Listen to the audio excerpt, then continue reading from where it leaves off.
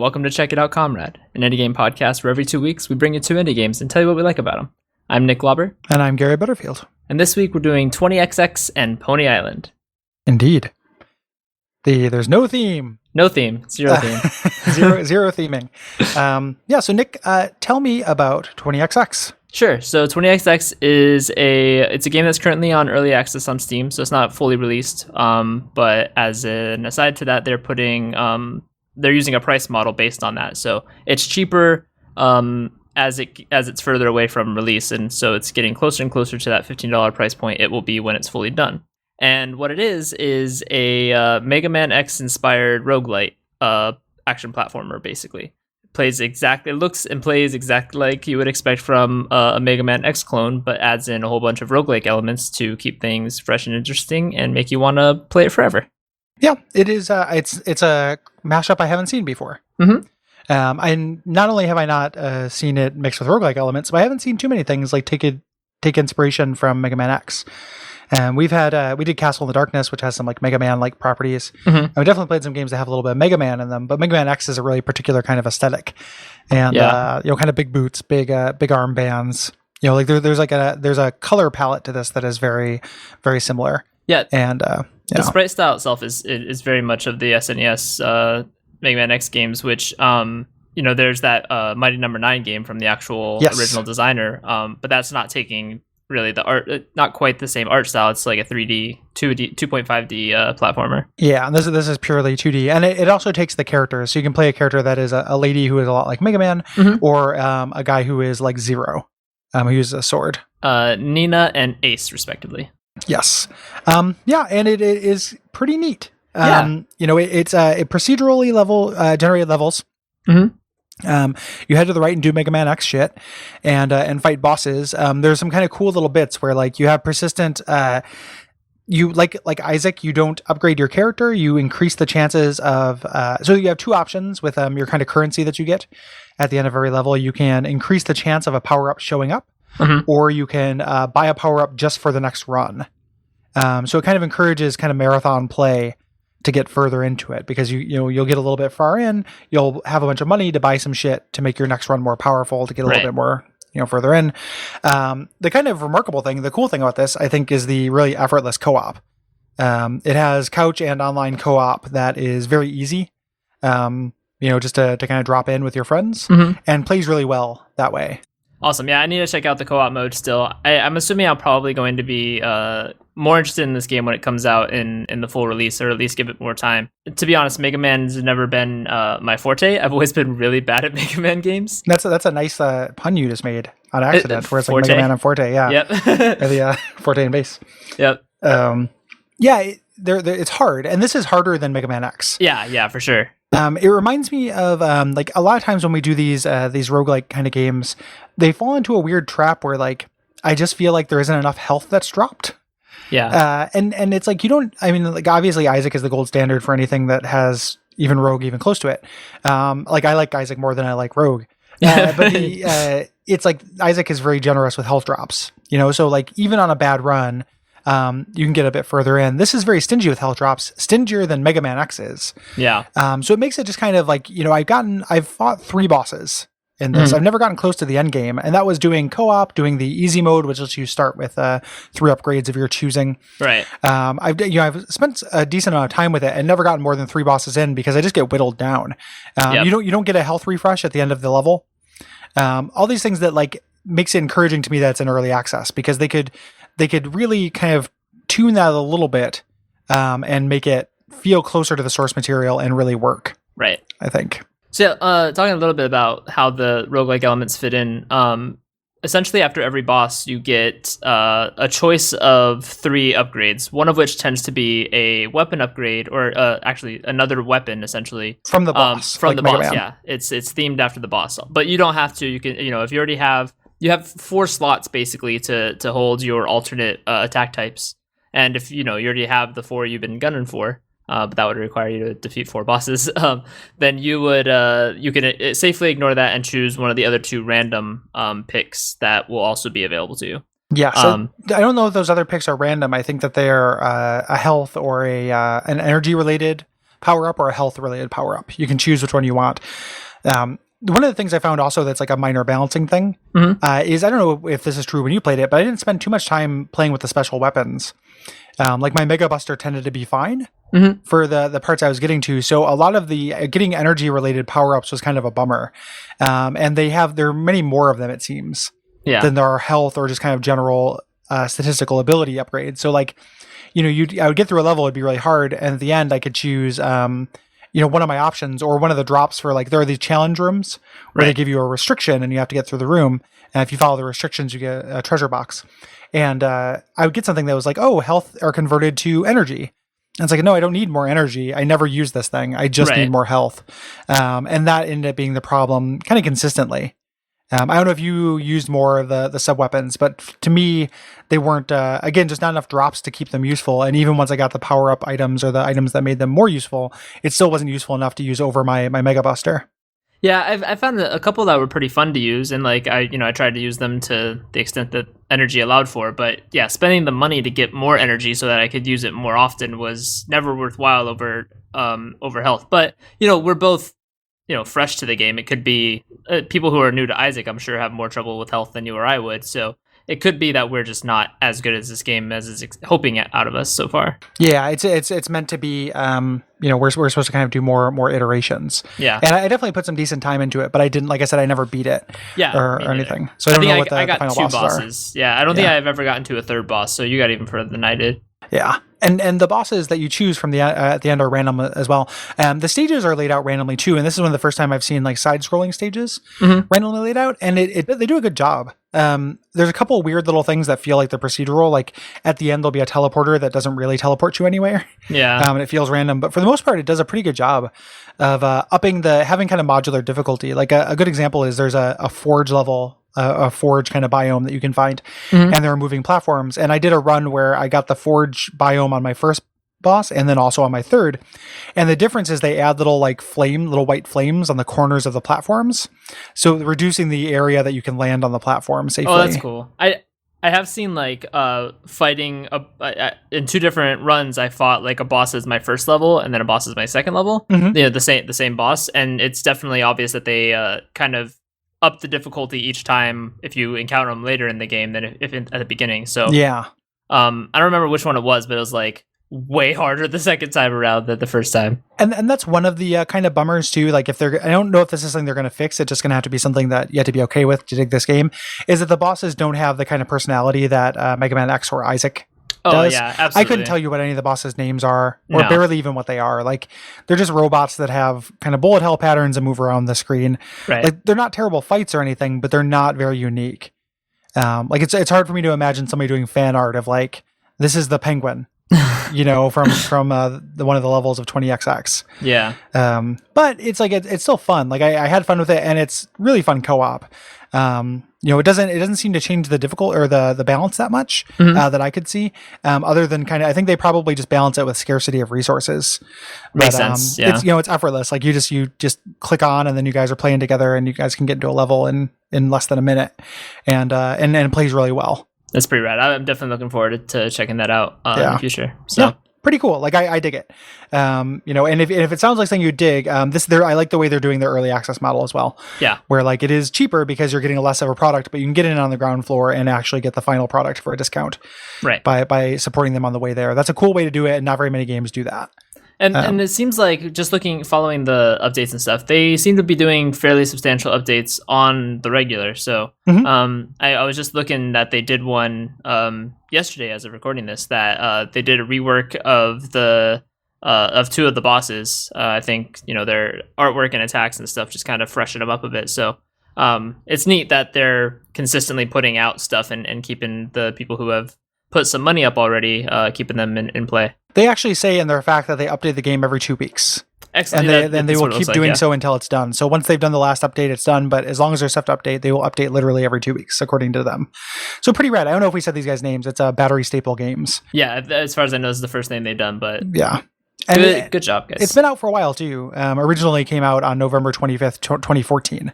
But it's just something that's been on my radar for a long time. And my understanding is it didn't get kind of really closer to feature complete or feature robust until recently. Right. So yeah, good job, guys. I'm interested in this. I'm interested to see what happens with it. Me too. Yeah. Good stuff. All right, so let's get into Pony Island. Yeah, Pony Island will have a spoiler section. Yeah, we'll throw a spoiler section at the end because this is kind of a plot-based game. It is a plot-based game, but we should say though that the even the advertising in the trailer gives away that there's something else going on. Okay. So we don't have to like tiptoe around too much. If you watch the trailer on Steam, you know that like something crazy is going on. Yeah, and it pretty much gets that way from the get-go in the game too. Like yes. this isn't anything like Super Hot or the Bubsy 3D games where we played along at the start and then spoiler sections when we broke the fourth wall there. Yeah, this game does that right away. Yep. So Pony Island, it was released by Daniel Mullins Games. Obviously, he's the designer of the game, and it was released January 4th of 2016 on the 3 major PCOSs. Mm-hmm. Available on Steam, single player game, and the core gameplay, I would say, is this very basic runner style game where you don't have to, your character's just constantly moving to the right, and you just have to dodge obstacles or shoot at incoming projectiles. Yes, it's the part of like one of those 48-hour like Ludum Dare game jam things, right? And it feels like it. And the theme of that game jam was the entire game is on one screen. So you can't have scrolling kind of screens. This does a little bit of scrolling a little bit later, but you can tell that it kind of is featured from that. And real quick, before we get too far, Cole Ross bought me this, so thank you, Cole. He's like, hey, I think you'd like this, and I did. And this game does this. It explores every possible iteration, the same way like Uzumaki explores every way a spiral can be scary. This does everything you can possibly do with a endless runner about jumping things that you control with 2 mouse buttons. Right. And the mouse. Like it does as many variations as that as possible. If it only did that, it would be terrible.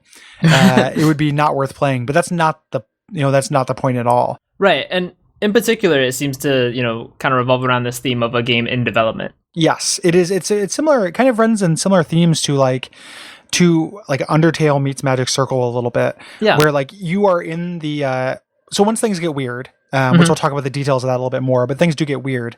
You are kind of working to break the game from within the game. Yeah. Similar to Magic Circle, but I would say I like the Magic Circle. In some ways, this is more successful in that you are getting down into the coding of it in a weird kind of way, like finding corrupted files, finding older versions of the game.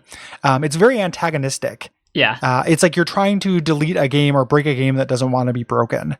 And that's really cool. So like other than the endless runner parts, the other mechanical part are these puzzles, these coding puzzles. Right. Where you manipulate these elements like, arrows that are just like where the highlighter goes, or things that are you like go to line 10, etc. You have conditions to fulfill, and you just kind of move these blocks around to get the desired result. And then the final kind of game type is really hard to kind of explain because it's kind of exploring these OSs. Yeah. It does a lot of weird stuff with your user interface in a way I really like. So yeah, there's things like switching between different user profiles to access files that aren't accessible in the one that you're logged into originally, but first you have to get the password to this profile. And yeah, so there's a lot of digging around kind of the operating system of this Pony arcade cabinet. Yeah, and even down to like you said, finding the different user profiles, but even down to like a deeper level than that, like getting into the code, getting into finding things with the literal UI, like the menu itself will become a manipulatable game object. You know, things like that. They do really cool shit like that without getting into too many specifics. Like if that's a thing that's interesting to you, which is something I like that's my, was the weird kind of meta stuff was my favorite thing about Undertale. It was, my favorite thing about the non-heartbreaking parts of the Magic Circle, like was that literally like getting in and digging in the guts. Like this is a really good example of that. And it's more impressive, or it's like super impressive. That's one dude. Yeah. Like this is a $5 game that is one guy that is like really like ambitious and cool and succeeds in like the last like 45 minutes or half hour of the game is like this awesome mind fuck that I really, really like. Yeah, I'm a big fan of this game. But I think that's probably all we want to say before we get into some actual spoilery stuff. So this is shaping up to be a shorter episode. That's okay. We got a couple real long ones. Yeah, and probably I think the next one will probably also be somewhat of a shorter episode too. Yes, this is kind of some admin stuff, but I believe you're gonna have Dark Souls coming up here soon. I'm gonna want to play some of that too, and we'll probably be jumping into some more ambitious, bigger games soon. So yes, some more single episodes. Yeah, this is us getting ahead of the curve a bit. So into the regular admin stuff, you guys know you can find us on facebook.com/checkitoutcomrade or Twitter @Comrade Podcast. Mm-hmm. Yeah. You can, if you want to support the podcast network financially, you can go to patreon.com/Duckfeed.tv. And that's a big help. If you donate $2 a month, you can join our Slack channel and talk to us there. That's a good place to talk about the games we do and suggest games. If you donate $6 a month, you get a bonus episode of Abject Suffering per month. And then regardless of how much you donate, you get the warm, fuzzy feeling of helping out the network because it is still appreciated. Running the network isn't free. We have our second live show. We're just about to announce where that is for Watch Out for Fireballs. Sweet. So we're going to announce where that is very soon. We probably will have announced on social media by the time this episode comes out. And that's the reason why we can afford that airfare and hotel and all that jazz is because of this.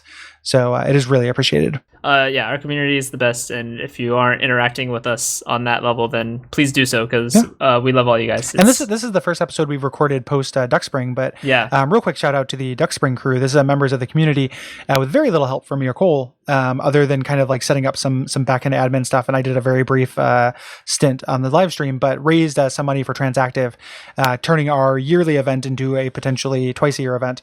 Raised almost $1,800 for Transactive, bringing our 18-month total to about $8,000, awesome. Which is amazing. We're finally gonna be able to take down OHSU in the helping out Transactive awards. It was also just a great stream. Like I popped in here and there throughout the weekend, and there's just a great bunch of people doing a whole bunch of games. Oh, totally! Like huge variety and stuff. Yeah. And for the future, like whether we do this twice a year or we extend the fall one to have more involvement from people, like we have to figure out what we'll do going forward with this, but it's very like way more successful than just because I was thinking I knew it would be successful because the community is very kind and because it is such a great cause, but it was more successful than I thought, and I'm very, very proud of those people, and I'm very happy that like really good people like to listen to me make dick jokes. So it's very, if I can claim any responsibility for bringing those people together, which I'm not saying I necessarily can, like they were good people before I came along, but if I can claim any of that responsibility, I'm very very proud. So good job. Good job Duck Spring. You guys were amazing. So very, very good job. So we have some brief admin stuff, and then or some brief music, and then we'll be back with a little bit of what happens on Pony Island. Yep. Ponies. Yeah, so right off the bat, man, this game gets into its meta like right stuff. off the Batman.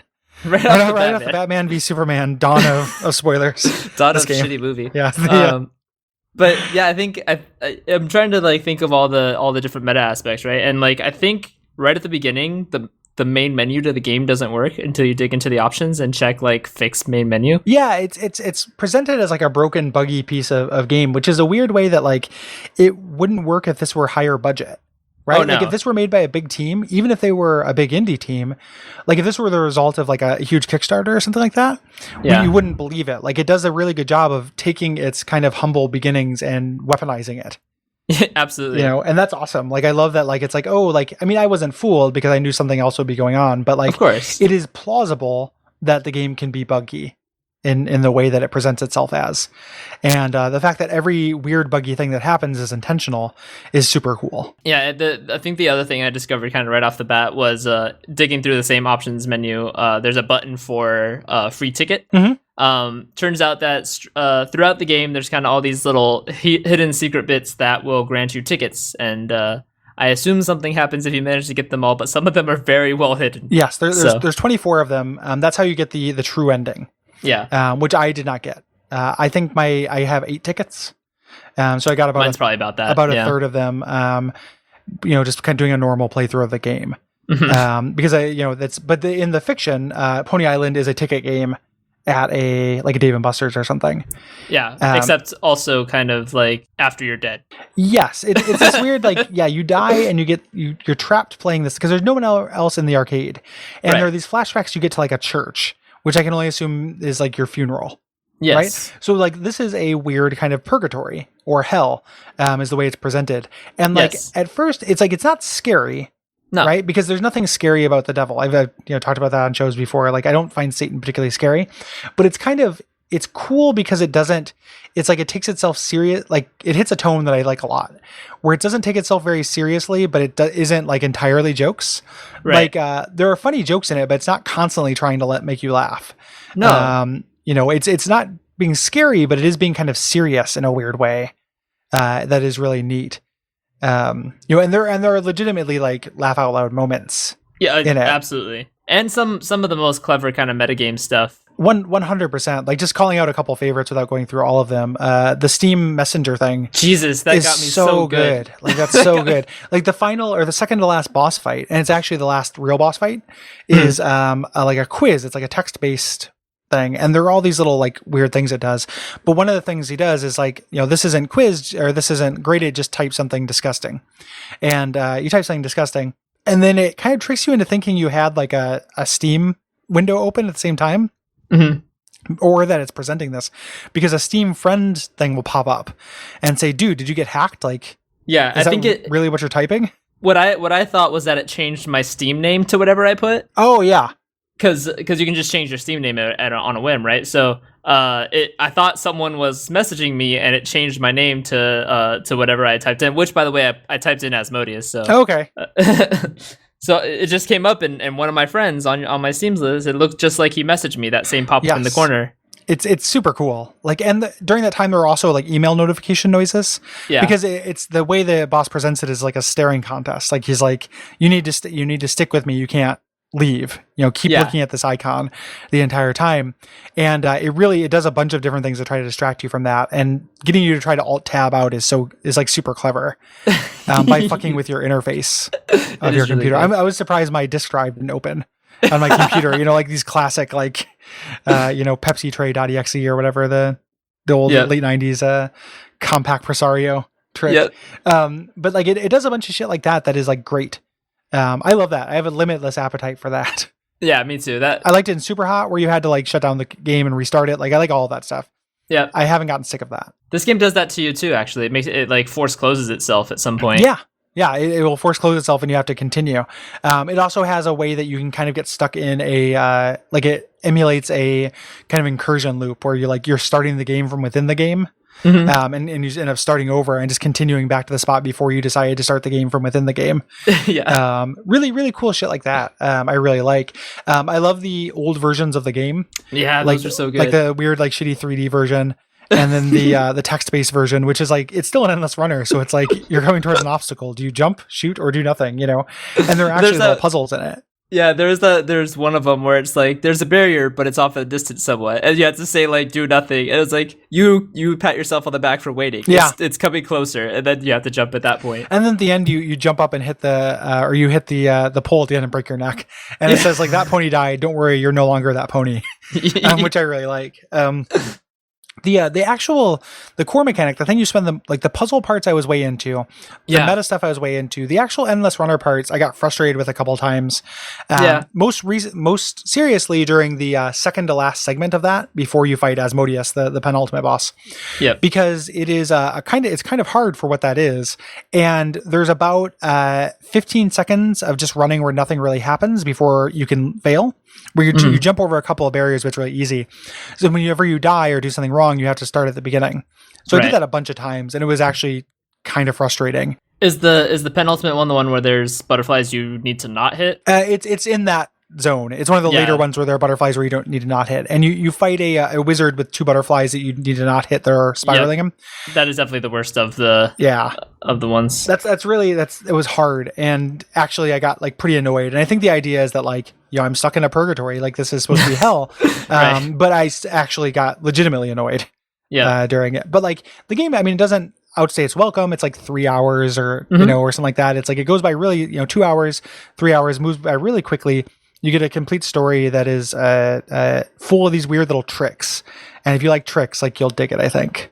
Yeah, I'm a huge fan of it. I want to see some more, like, I just want to see some more short games like this that do just cool stuff briefly and tell a little story and be done with it. Like, that Portal point of games where it's just like, this is essentially an extended movie that is incredibly fun and interactive, is something that more games need to aim to hit. 100%. Like we're doing Portal and Portal 2 for Watch Out for Fireballs now, so I just replayed Portal, and like I just replayed Portal 2, and Portal 2 is an amazing game, and it just has a middle part that sags a little bit. If you cut that out, it would be like Portal 1, which is perfect. Yeah, like Portal 2 feels like 3 Portals back to back. And it's still a great game. Like it holds up 100%. If you replay it, it's very good.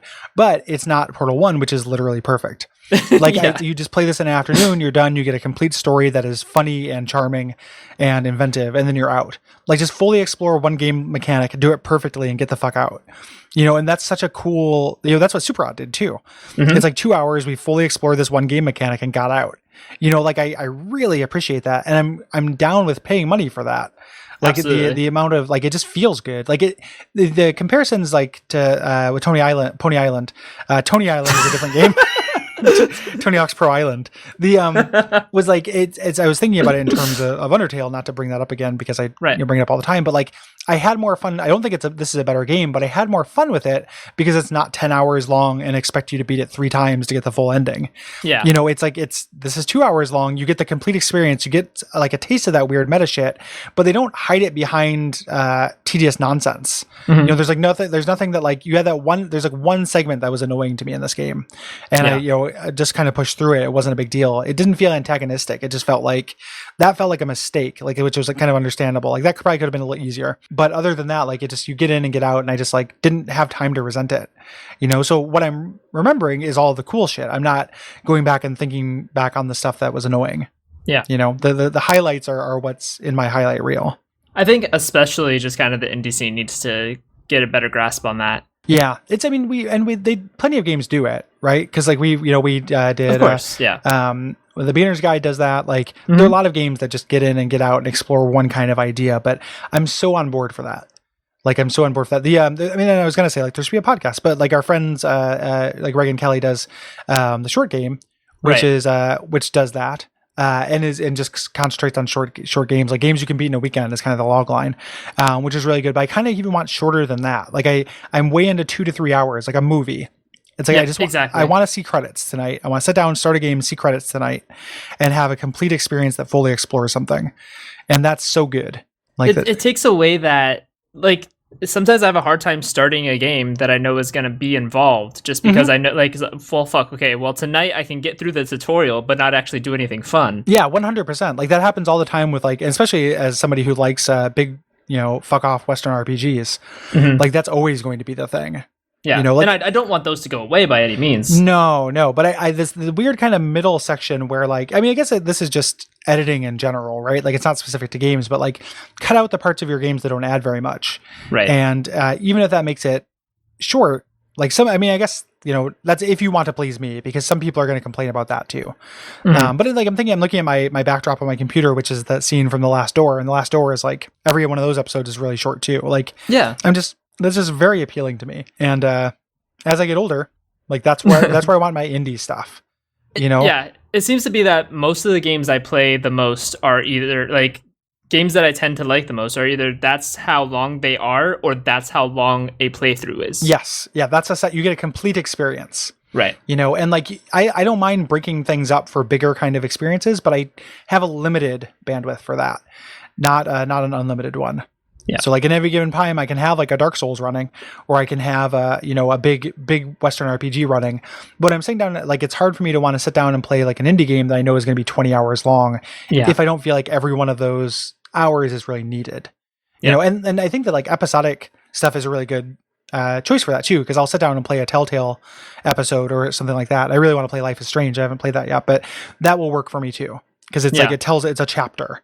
And just having those demarcations, I think, is really appealing. Yeah, the episodic model is difficult to do for other reasons, but the actual playing of them, it getting chunked up like that, when you manage to make each of those chunks a complete experience, tends to be super rewarding. Yeah, Yeah, and it works even on ones that are like not very good. Like I played through the Telltale Game of Thrones game, which is not that great, but every one of them ends with a cliffhanger that makes you want to play the next one.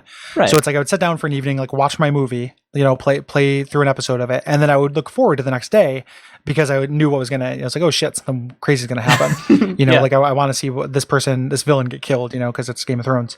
And that just I don't know. That's just kind of where I've been leaning, and there's space for the middle too, but I feel like there's just been a couple too many times where I played things that are kind of saggy in that respect and just like not paced super well. Yeah. So anywho, this game is paced very well, and I think it's like $5. Like this is totally worth your time if you listen this far. We haven't spoiled all of it. Like there's plenty to kind of figure out, and I think you'll dig it. Absolutely. So good on you, Daniel Mullins. Yeah, good job. I'm looking forward to see what else he puts out too. Me too. Yeah. All right, guys. Thanks for listening, and we'll see you next time. Yeah. Take care.